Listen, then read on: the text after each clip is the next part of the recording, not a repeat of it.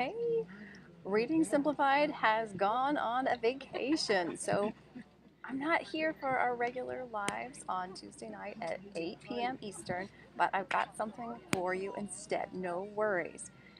So, what I thought I would share with you while I'm away on vacation was something from the vault, something from our Teacher's Lounge inside the Reading Simplified Academy. That's our membership where we coach teachers and parents how to streamline reading instruction and accelerate student reading achievement, all right? Besides the main video course, which teaches you all that you need to know about this approach and how to save time and accelerate those readers, we also have ongoing monthly workshops and a big archive of former monthly workshops. So for the next 2 weeks, I'm going to share footage from a monthly workshop called Reading Tutoring is the Best Summer Job, or one of the best side jobs of any kind, really.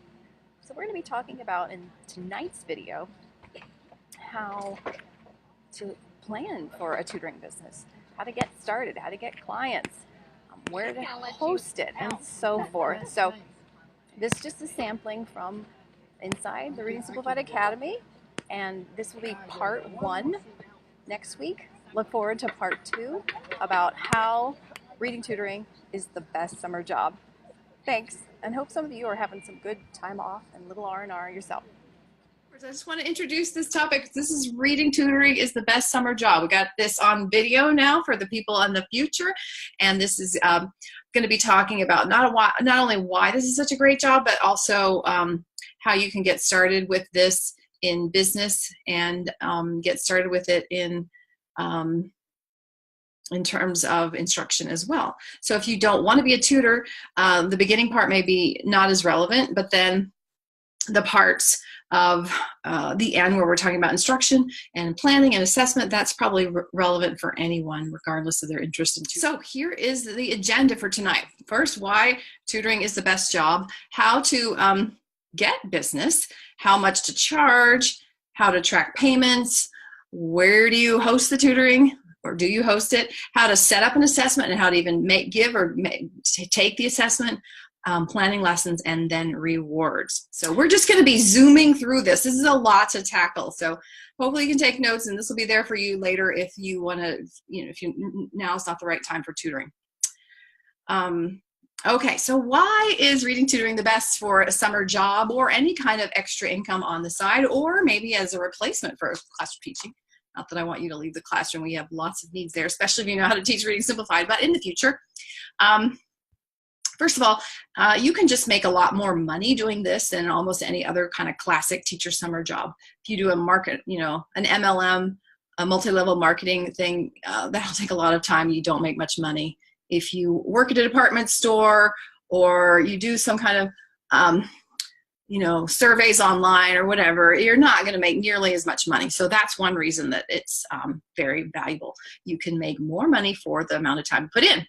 The other thing that's really great about reading tutoring is that the kids, when they're one-on-one, are almost always well-behaved. They do what they're told to do. Their attention span is higher. I'm not saying that there aren't kids that you still struggle with, but the struggle is so much less than anything you deal with in the classroom just because of that one-on-one attention. They just love it, especially the younger ones. They will also do their homework much more likely than they would otherwise. Parents, when they're paying for tutoring, are much more likely to insist this stuff gets done. Tutoring can be flexible, so it can work around your vacations, about whether your kids are underfoot. That's one of the really nice things about this. With Reading Simplified, you have a huge advantage over pretty much everyone else in the market. So you can actually get kids to grade level within a summer. I regularly do that. Start them in early June and then, for my summer schedule, get them to grade level by the end of August, at least in 1 or 2 areas, because it's so efficient. And so that has lots of advantages, of course. And you can also double up or have intensive weeks. So if you're going to be gone for 1 week and then your client is going to be gone for the next week, maybe you have 2 or 3 sessions the week before, send them home with some homework, and or maybe you even do 5 sessions in intensives. I've done like an hour and a half for 5 days in a row with a couple kids. I had one kid that was from Minneapolis, and so she was driving. She came here visiting with family from 6 hours away or 5 hours away. So I worked with her, very intensely, and she still made a lot of progress, even though it was just a short week. She didn't make quite as much progress as maybe, what is that, like 7.5 hours if I'd spread it out over 7.5 weeks, of course, but she still made good gains. So the flexibility of the summer and the fact that you can ramp stuff up works really well with Reading Simplified approaches. Then we have the Teacher's Lounge, of course. So if you're new to tutoring and you have a kid that you're not sure what to do with them, then we'll be there to help you through that. And another thing that's super great about doing this tutoring over the summer, like I said, even if it's one kid, you will develop greater expertise in literacy. When you work one-on-one, you just have more attention, focus, passion for that one kid's needs, and so you learn more about how literacy develops. And of course, if you have multiple kids, then you really get that expertise that parlays really well into the classroom, because there's only a handful of types of reading problems, and once you treat them in that individual setting, it's much easier to quickly diagnose them and serve them in the classroom setting. So it just makes I think your future classroom teaching so much easier. So that's why I encourage you all, even if you don't want to do this as a business, maybe to just do it as a way to bring in teensy bit of income and train yourself on Reading Simplified and become a more master reading teacher. So how do you get started if you've never done it? Okay, like how do you even get clients? One thing that I did myself was I offered to tutor for free for the first couple of kids that I ever taught.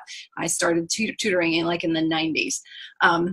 And so I still remember once, maybe I just did it free for 1 or 2 kids.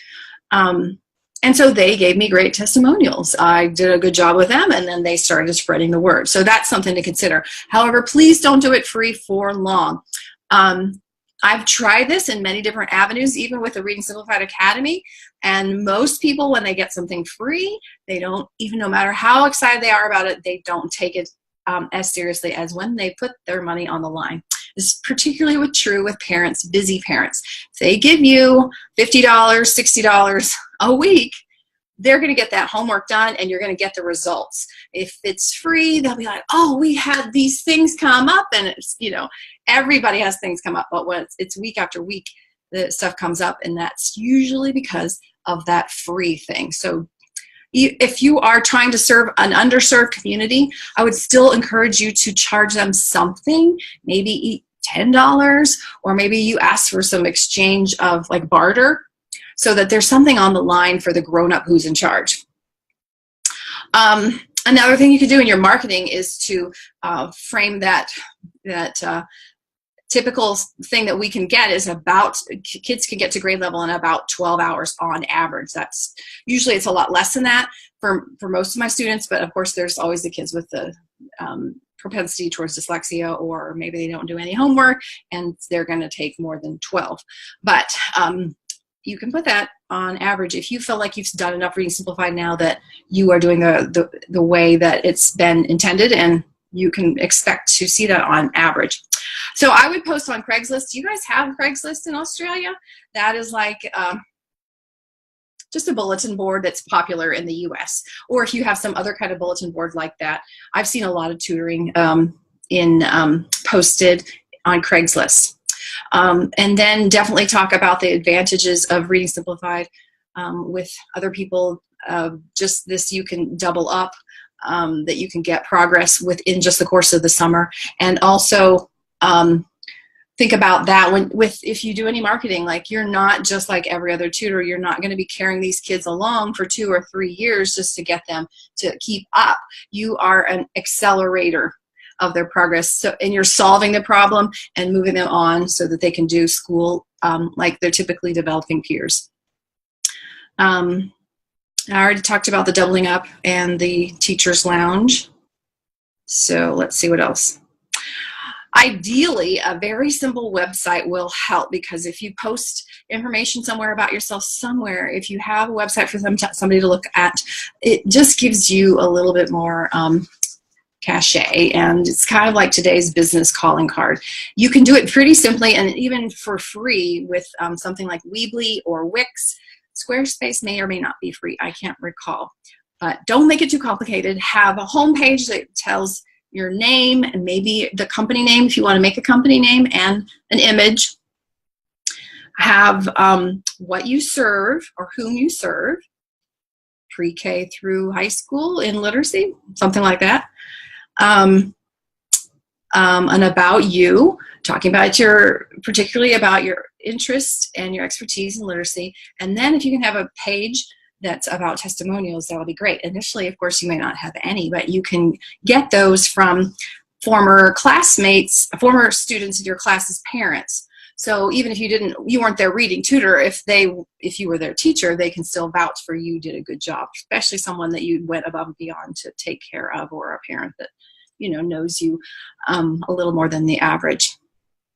I've also did some free talks at local libraries. So something like how to solve a blending problem, or how, activities to jumpstart your students' summer reading, stuff like that, and talk about the core activities that you do with your students, and talk about how fast it can happen, and just happen to have flyers and business cards there.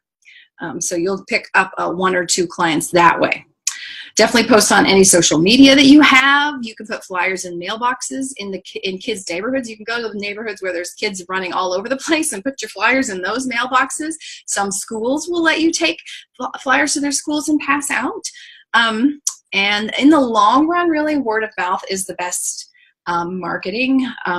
Right now, I'm not trying to do any marketing. Obviously, I do a lot of Reading Simplified marketing, but I don't try to get any attention for my tutoring. But just because of former clients telling other clients, I keep a steady stream that keeps me up to date and having some students to share stories with you guys.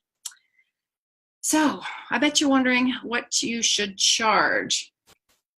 In general, I would say it's more than you think. And a lot of times teachers devalue our value. And particularly with learning to read, just consider how valuable it is. If you are going to show a student the path to moving from non-reader or frustrated reader to reader in 3 months or 6 months or 9 months, how is that going to change their life? It's kind of hard to put a value on that, right? So don't sell yourself too short on that. Also, consider the value as compared to others in this field. So again, back to the thing, like the standard reading companies or tutors will, they'll take 2 or 3 years, and maybe just to get close to grade level. But you're doing something different. It's kind of like a therapy to solve the problem instead of carrying people along and just getting them through the situation. You're solving a problem more like a doctor or a speech therapist or someone who's intervening and getting the problem solved. So when you think about what you are charging, think about that instead of, well, so-and-so is only charging $25.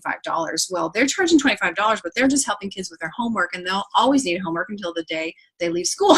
They're not changing the student's potential in the system, and so look with the locals, maybe local companies and local individuals. You can probably Google that and find some prices. Here in the U.S., we've got Sylvan and Huntington and Kumon.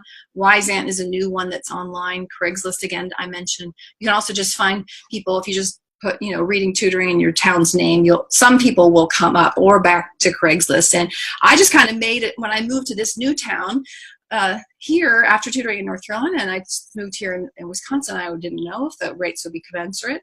So I just looked around and kind of figured out these people are charging $35 and they don't have much experience. And someone with a master's is charging $40 or $45. And I found someone that had a master's in a lot of training, and she was very boldly charging $55, and I had a PhD and I had charged $60 before. So I was like, I'm just going to charge $60 per hour or per session.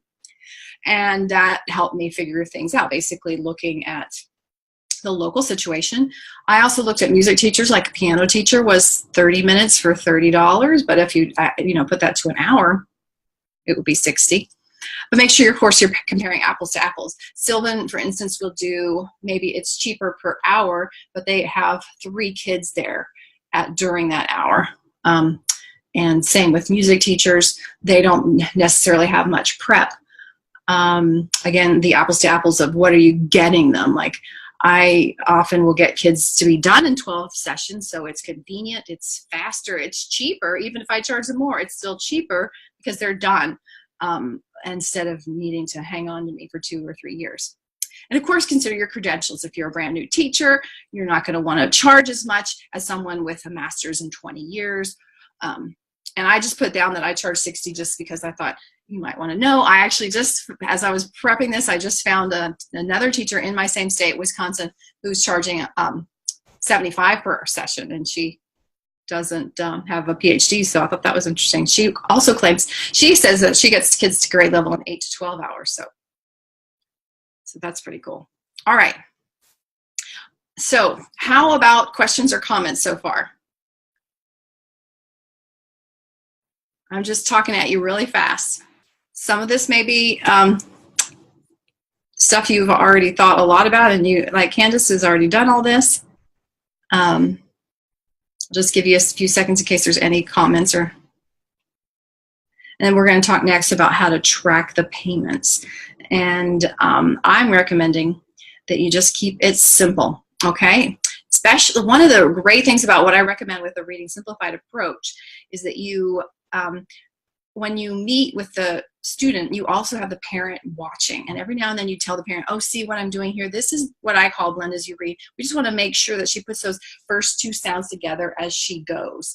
And so when the parent is there, not only does that help you with, of course, homework completion and getting really good reading practice across the course of the week, but it also helps make payments a little easier because you can have that discussion. They're not just dropping them off and they forget, wait, how many sessions have we had? You're having more, interaction. So because of that situation with the parents, I don't actually do much complicated stuff with payments. I don't invoice. You can invoice electronically now, and there are even free services like Wave apps.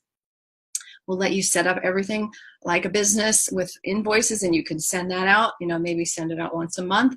But I just don't find that to be necessary. I say what I like to do when I first get a client, I say what I like to do is have you pay me once a month at the beginning of the month, and we estimate how many sessions we'll have that month. And that way we don't have a lot of checks that we have to keep up with, just once a month instead of every week. And then if something comes up and someone's sick, we'll just apply that extra session to the next month. And so we kind of keep track every month of whether the client is up to date or not.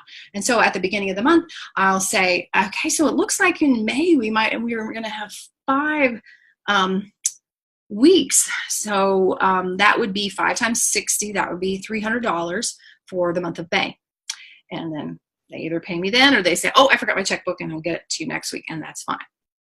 I actually haven't had personally any troubles with payments, but I'm sure it's possible.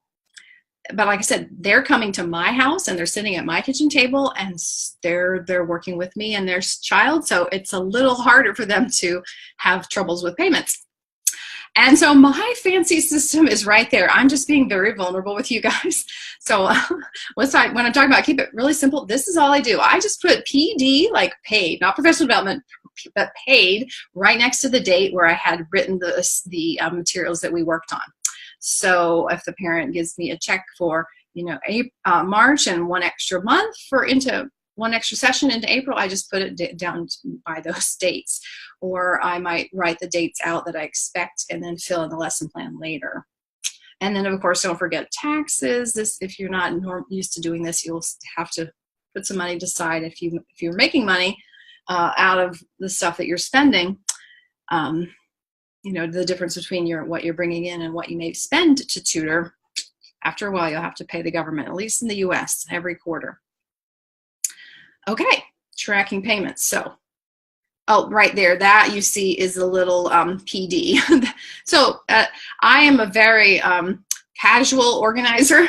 Some of you may be much more serious about it, and you can have an invoice notebook Again, you could do it electronically, but I don't have 25 kids anymore. I have had 25 students at one time, and maybe there would need to be more systematizing at that point. But right now I carry 3 to 5 kids, and this is very doable for me.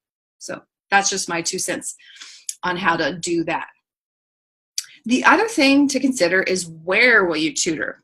I prefer to do it in my home because I don't have to travel and I don't have to lug my stuff around. I have a lot of books and resources, and I have kids for so many different ages. So if something comes up and I want to just go find my Magic Treehouse books on ancient Egypt, I can go do that. Also, at the parent's house, if we go to the parent's house, then the parent is going to be more likely distracted by maybe wanting to clean something up or answering the phone call, and the student can be less serious about it. When they go to someone else's house, they're on a little bit better behavior. But if they're in their own location, they can be more casual. On the other hand, if you're having trouble finding clients and you're in a community where everybody's working, everybody's busy, saying that you're going to go to someone's house could be a real marketing advantage. But I don't find that it's hard to find clients. Unfortunately, we have so many kids who are struggling with reading.